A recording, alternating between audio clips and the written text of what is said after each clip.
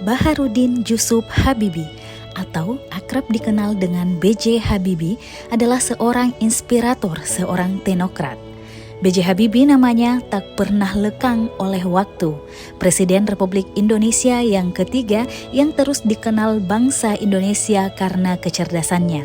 Bapak B.J. Habibie merupakan tokoh inspiratif yang mampu mengaktualisasikan nilai-nilai berakhlak. Berorientasi pelayanan, Bapak B.J. Habibie memahami dan memenuhi kebutuhan masyarakat. Hal ini terlihat dari kepulangannya beliau ke Indonesia demi mengemban amanah menjadi Menteri Riset dan Teknologi. Beliau juga mengemban industri pesawat nasional dengan menciptakan pesawat N250 Gatot Kaca yang menjadi bukti agar seluruh wilayah Indonesia dapat terlayani dan terkoneksi lewat jalur udara. Pak B.J. Habibie melakukan perbaikan tiada henti. Sikap ini tercermin pada teori Craig ciptaan beliau. Teori ini sangat berjasa mencegah kecelakaan pesawat yang disebabkan oleh kegagalan struktural.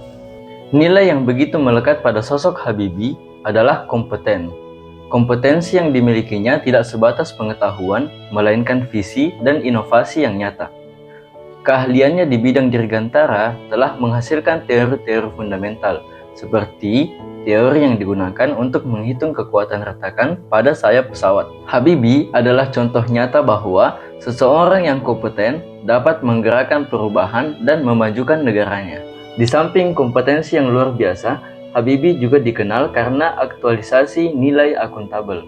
Akuntabilitas beliau juga terbukti dalam pengelolaan anggaran negara, di mana beliau memimpin proyek-proyek besar di bawah Kementerian Riset dan Teknologi dengan penuh dedikasi dan kejujuran, serta menolak korupsi dan memastikan dana yang digunakan sesuai dengan tujuan yang telah ditetapkan.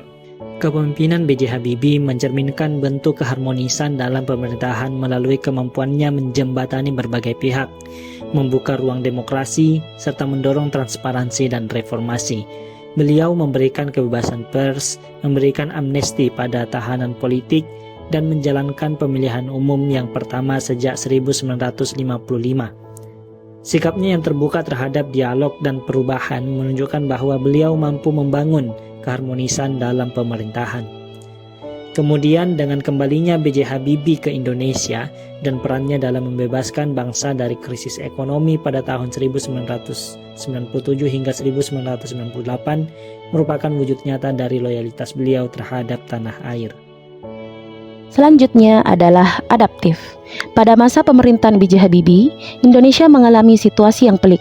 Adanya gerakan reformasi ditambah krisis moneter global menyebabkan denyut perekonomian Indonesia nyaris mati. Namun dengan tindakan proaktif dan kemampuan adaptif beliau terhadap perubahan, melalui kebijakan-kebijakan ekonomi yang ditempuh, mampu membawa Indonesia keluar dari masa-masa terpuruk. Dibuktikan dengan mampunya rupiah meroket naik pada level Rp6.500 per $1 Amerika Serikat. Selain itu, beliau juga dikenal dengan inovasinya dalam dunia dirgantara yang mampu melahirkan pesawat pertama buatan anak bangsa Indonesia dan menjadi bukti bahwa bangsa Indonesia mampu bersaing dalam hal teknologi pada masa itu. Dari hal ini kita belajar bahwa tak ada perubahan dan prestasi yang mustahil untuk dicapai. Nilai kolaboratif. Pada saat Indonesia dilanda krisis moneter 1998, Bapak B.J. Habibie selaku presiden pada masa itu mengatasi krisis dengan cara bekerja sama dengan IMF dan Badan Pengingatan Perbankan Nasional.